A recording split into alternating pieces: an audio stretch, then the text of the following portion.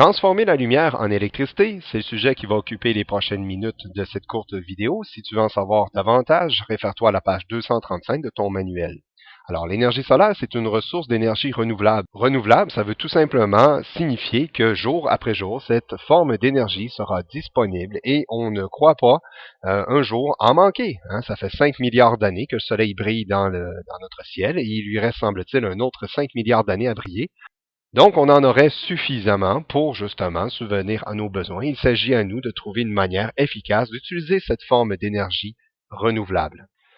Donc, il est possible de produire l'électricité à partir de l'énergie solaire, soit directement au moyen de technologies des photopiles, donc convertir un rayon de lumière en énergie électrique à partir de cette fameuse technologie de photopile, ce qu'on appelle de l'énergie photovoltaïque. Finalement, c'est possible. On connaît cette technologie-là aujourd'hui. On la rend année après année de plus en plus efficace et de plus en plus accessible à tous les portefeuilles. N'empêche que pour l'instant, cette technologie-là est très dispendieuse, mais il va falloir carrément, en tout cas ça c'est mon avis, il va falloir y tendre de plus en plus, car c'est vraiment la manière de se sortir de nos besoins d'énergie sans polluer.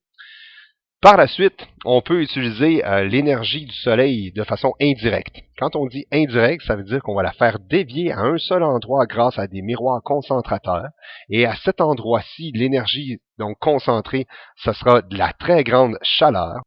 Et on peut utiliser également la chaleur qu'il y a dans les rayons de lumière pour justement réchauffer quoi que ce soit. On appelle ça alors des capteurs solaires. Alors ça ici, c'est un sujet, les capteurs solaires, qui n'est pas développé dans ton manuel, mais je vais prendre quand même quelques instants pour te montrer à quel point c'est très simple et il ne faut pas oublier cette technologie-là. Alors, les cellules photovoltaïques, c'est cette espèce de panneau-là que tu reconnais également, qui peut être flexible maintenant. Donc, c'est cette espèce de technologie-là qui on a mis au point cette technologie-là dans le but de capter un rayon de lumière et d'en convertir son énergie en électricité, donc une forme d'énergie que nos appareils sont en mesure d'utiliser correctement.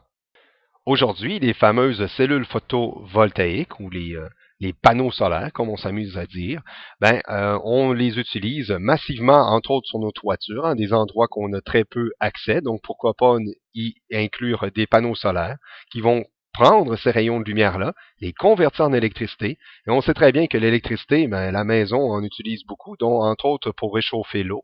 Donc, vous pouvez faire chauffer votre eau à partir de rayons de soleil, pourquoi pas. Vous pouvez chauffer votre maison également. Mais plusieurs personnes disent que c'est laid sur la structure d'une maison. Effectivement, il y a un certain clivage peut-être trop prononcé entre cette technologie-ci et puis l'espèce de bardeau, l'ardoise qu'on a mis sur la toiture. Alors, c'est pour ça que des efforts sont faits, comme on voit ici, pour essayer d'assimiler les panneaux solaires, les cellules photovoltaïques, essayer de les agencer à la structure pour justement qu'il n'y ait pas ce clivage-là, pour pas qu'il y ait cette espèce de défaut visuel-là. Ici, on a quand même bien réussi le coup, c'est quand même très joli. En fait, ici, c'est une question de goût, mais ici, on a quand même bien utilisé l'espace pour pouvoir inclure des panneaux solaires, des cellules photovoltaïques, dans le but justement de procurer une certaine dose d'électricité à cette bâtisse-ci pour subvenir à ses besoins. D'autres technologies de panneaux solaires, très, très, très sympathiques à savoir. Ici, vous avez une fleur solaire, un truc qui ressemble uniquement à ceci et qui, une fois ventousé à la fenêtre, peut se déployer et tu peux relier ceci à ton iPod, à ton ordinateur, bref, des instruments qui demandent un très faible potentiel électrique. Donc ça, ici, ça fonctionne très bien. On a également le pack-sac solaire, donc ce qui te permettrait justement de réénergiser un truc que tu transportais. On imagine ton portable ou un truc comme ça. Et pourquoi pas? La tondeuse solaire, On pourrait très bien imaginer que la tondeuse, on ne l'utilise qu'une seule fois par semaine.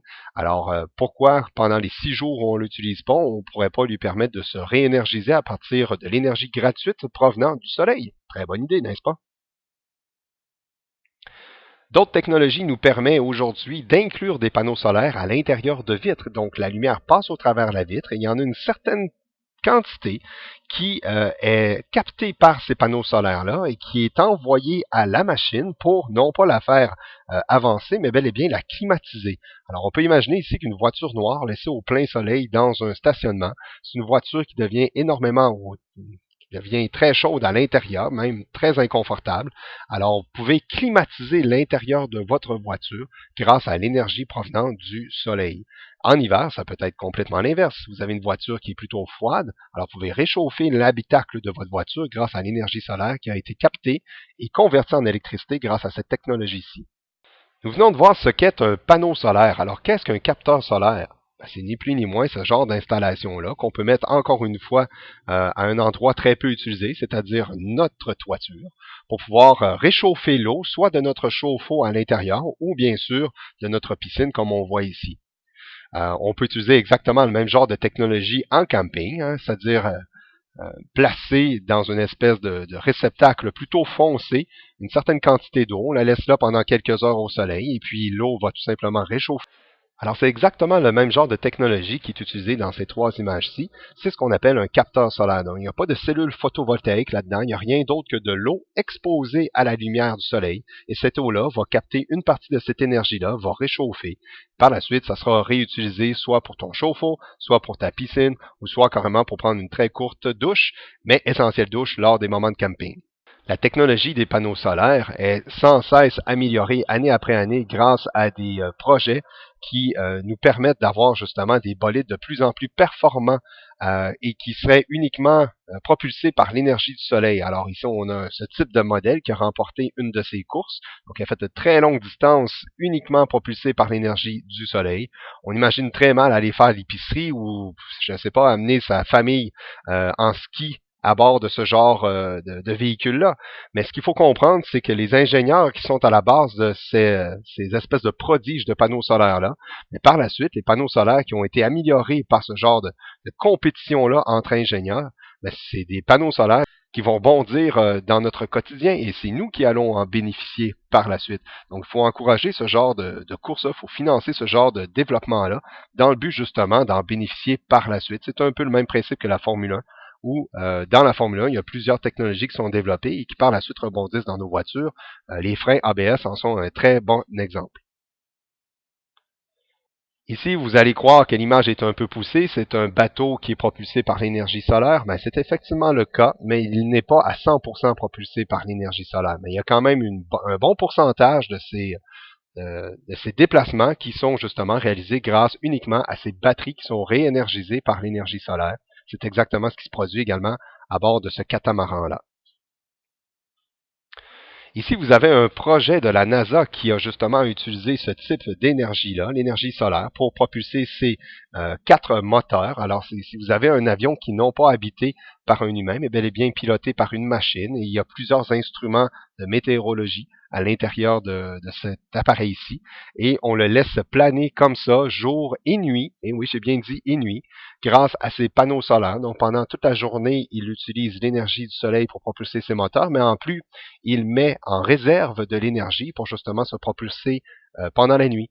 Et sa stratégie est très bonne dans le sens que pendant le jour, il grimpe en altitude et pendant la nuit, c'est-à-dire là où il n'y a pas de soleil, là où il doit utiliser l'énergie uniquement dans ses réserves, donc dans ses piles, il se met à planer. Donc, il avance encore, mais se met à planer, d'où la raison pour laquelle il faut qu'il grimpe pendant toute la journée et qu'il fasse des réserves pour la nuit qui s'en vient. Donc, c'est un instrument qui était à l'état de prototype et qui fonctionne quand même bien.